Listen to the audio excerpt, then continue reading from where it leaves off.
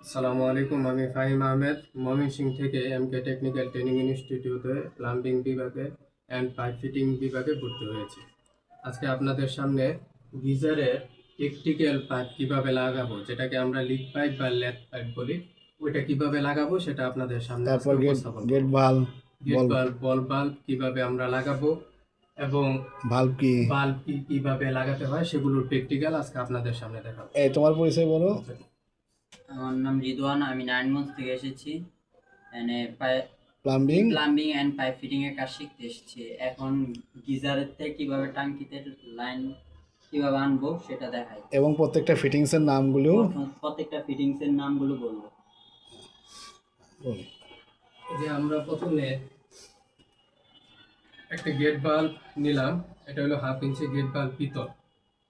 এখন এই গেট বাল্বটা, এই যে দুইটা লাইন দেখতে পাচ্ছেন, এই দুইটা লাইনের মধ্যে একটা হলো গরমের লাইন আর একটা হলো ঠান্ডার লাইন।